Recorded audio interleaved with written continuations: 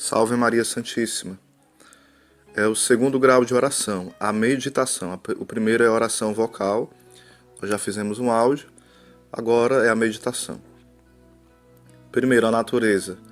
A chamada meditação consiste na aplicação racional da mente a uma verdade sobrenatural, para nos convencer dela, nos mover a amá-la e praticá-la com a ajuda da graça. Aplicação racional da mente, ou seja, discursiva, a modo de raciocínio. De tal maneira é essencial esse elemento cuja falta provocaria o desaparecimento da meditação enquanto tal. Quando o discurso desaparece, a alma cai na distração, ou na oração afetiva, ou na contemplação. E em qualquer dos três casos não há meditação.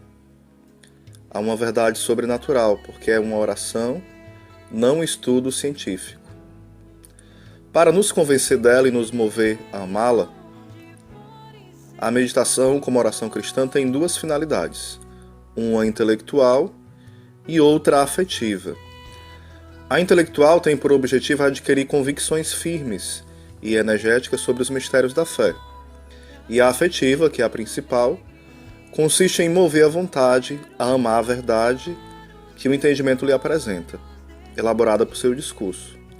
Se falta este elemento afetivo, a meditação fica reduzida a um estudo mais ou menos orientado à piedade, mas de nenhum modo seria um exercício de oração.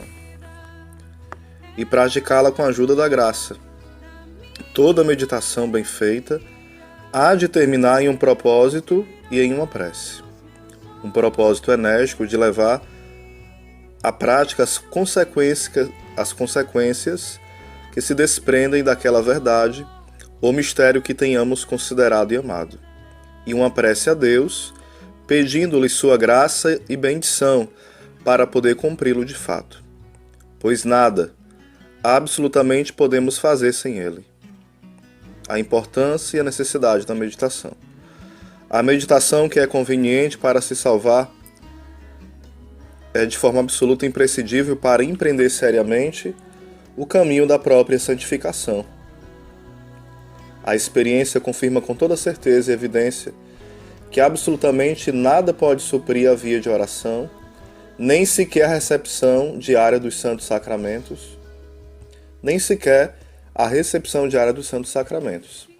São muitas as almas que comungam e os sacerdotes que celebram a Santa Missa todos os dias, e levam, não obstante, uma vida espiritual medíocre e doente.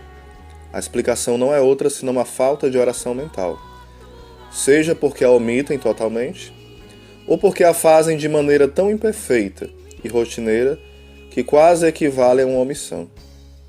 Repetimos o que dissemos acima. Sem oração, sem muita oração, é impossível chegar à perfeição cristã. Qualquer que seja o nosso estado de vida, ou as ocupações a que nos dedicamos, nenhuma delas, por santa que seja, pode suprir a oração. O diretor espiritual deve insistir sem descanso neste ponto, que é decisivo e fundamental. O método da meditação. O duplo obstáculo deve ser evitado em relação ao método, ou forma de praticar a meditação. A excessiva rigidez e o excessivo abandono. No princípio da vida espiritual, é pouco menos que indispensável a sujeição ao método concreto e particularizado.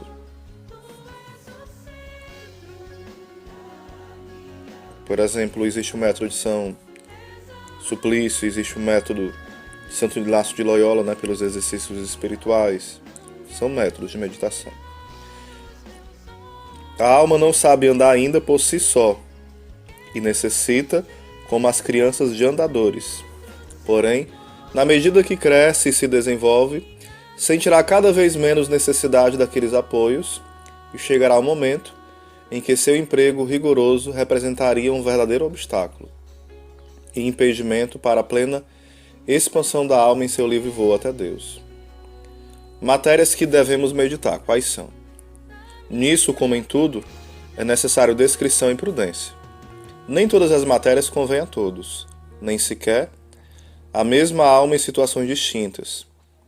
Os principiantes insistirão, antes de tudo, em matérias que possam inspirar-lhes horror ao pecado, os novíssimos, necessidade de se purificar. As almas adiantadas encontrarão pasto abundante na vida e paixão de nosso Senhor Jesus Cristo. E os já muito unidos a Deus não têm e nem necessitam de matéria. Seguem em cada casa a moção do Divino Espírito, que costuma elevar-lhes à contemplação das maravilhas da vida íntima da Trindade Beatíssima.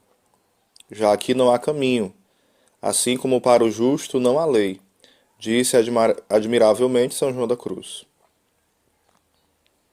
Sem dúvida alguma, muitas pessoas não acertam em meditar, a não ser valendo-se de um livro. A própria Santa Teresa disse de si mesma que passou mais de 14 anos dessa forma. Ela fala assim, né, no livro O Caminho de Perfeição. Eu estive mais de 14 anos que não podia ter nem mesmo meditação sem recorrer à leitura.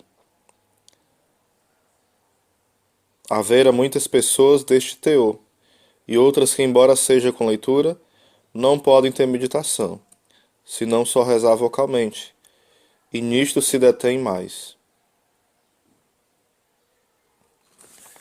Nestes casos, a alma deve recorrer à ajuda do livro, ou rezar vocalmente, aqui já é o Rui Marinho falando, né?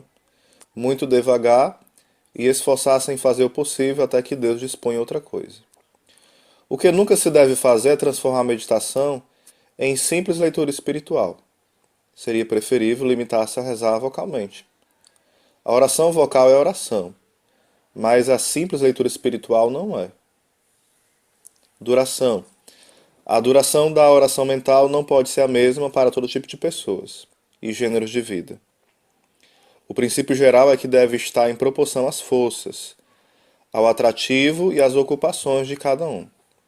Santo Afonso de Ligório disse que não se imponha aos principiantes mais de meia hora diária, e que aumentem o tempo na medida que cresçam as forças da alma. São Francisco de Sales, escrevendo especialmente para as pessoas do mundo e de vida ativa, pede 1 hora, assim como o próprio Santo Inácio em seus exercícios. Os que escrevem especialmente para religiosos contemplativos reclamam ao menos 2 horas diárias. Santa Teresa escreve: pelo menos 2 horas por dia. É melhor fazer oração o maior tempo possível do que 2 vezes, com pouco tempo, em cada uma. Mas em tudo é preciso discrição.